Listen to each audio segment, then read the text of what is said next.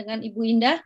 Ibu Indah juga yang sakit, Ibu Indah sakit yang lain nanti akan bercerita, dan yang Pak Anggiat juga kena COVID ya. Nanti saya akan putar video untuk Pak Anggiat. Oke. Shalom Bapak Ibu. Ya. Boleh. Salam sehat buat kita semua. Sehat. Perkenalkan, nama saya Indah, saya dari Jakarta. Sungguh luar biasa, saya bersyukur kepada Tuhan kalau Hemohim itu menjadi kepanjangan tangan Tuhan, menolong orang-orang yang sakit, yang nggak ngerti. Jadi saya cerita sedikit soal suami saya. Waktu itu tanggal 25 Desember pas Natal, dia meriang sakit.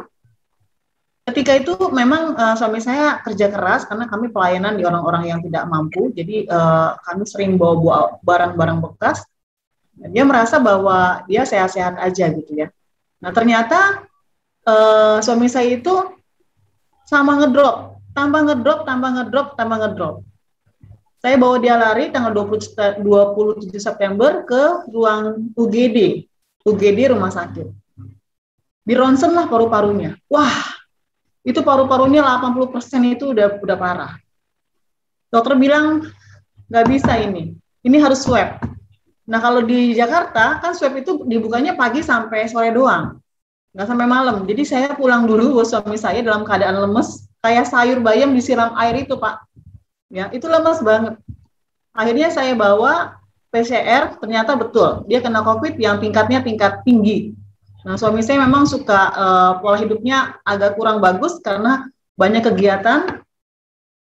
Akhirnya saya bawa masuk ke rumah sakit. Sekala itu masuk rumah sakit, zamannya suami saya kena corona, itu susah banget di Jakarta, luar biasa.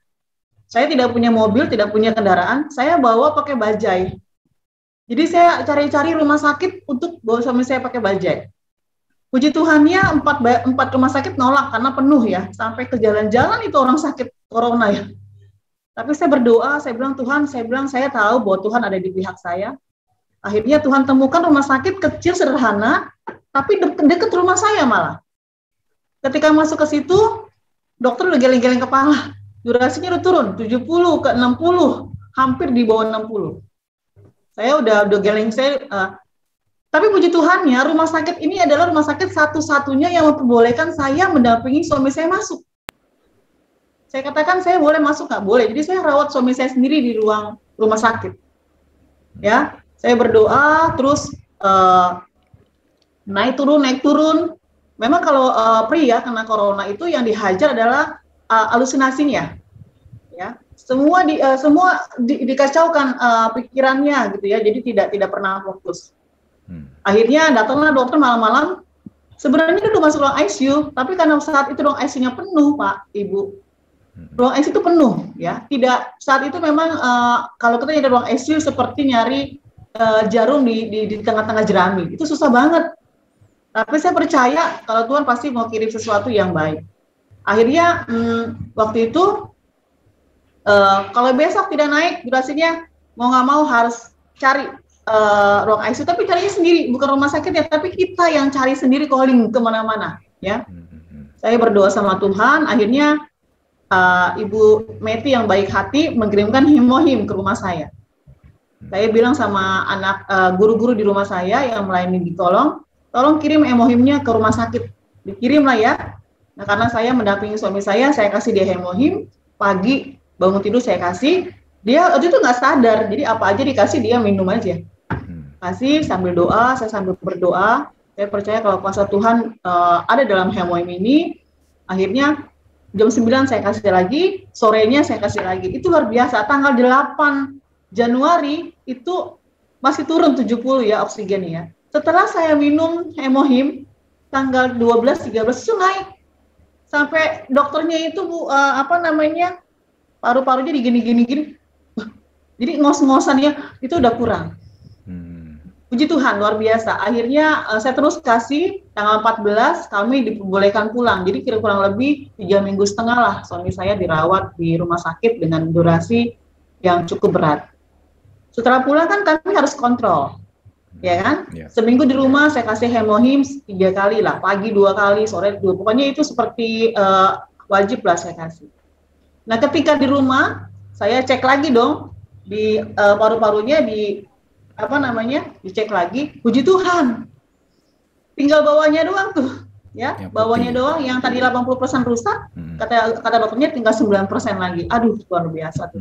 Tuhan Yesus baik banget, ya. Sampai sekarang suami saya sehat, bahkan sekarang lebih luar biasa kuatnya. Sudah divaksin 2 kali tanpa bergejala, ya. Tuhan baik. Itu yang suami saya. Nah, yang saya, ya, saya itu kira-kira 2-3 bulan lalu saya punya lemes badan, lemes banget. Saya nggak tahu kenapa nih ya, saya lemes sekali.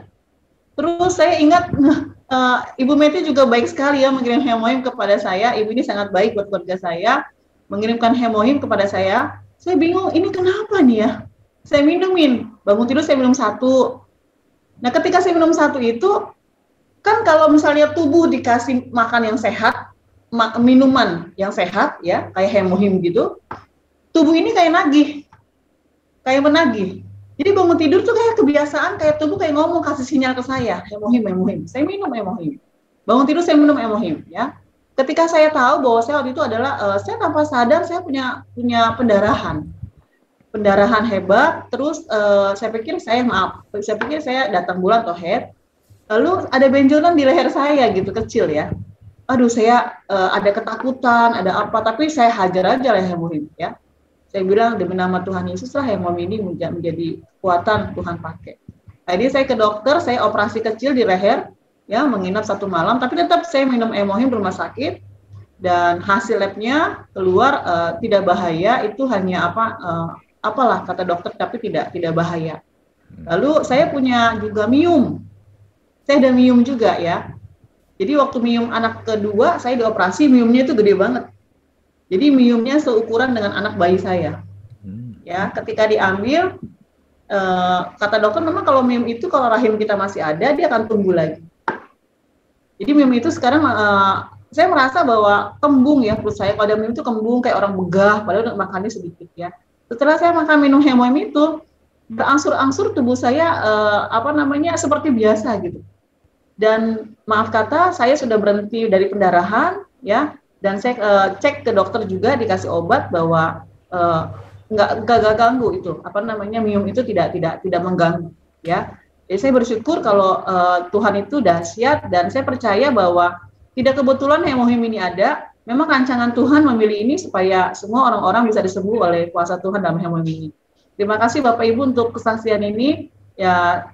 Jangan pernah takut kalau misalnya kita minum hemohim, karena memang kalau itu diminum tubuh kita nagih, karena memang itu baik buat tubuh kita. Terima kasih Pak, Ibu, dan Ibu Meti, terima kasih banget. 구독, 좋아요 눌러주세요.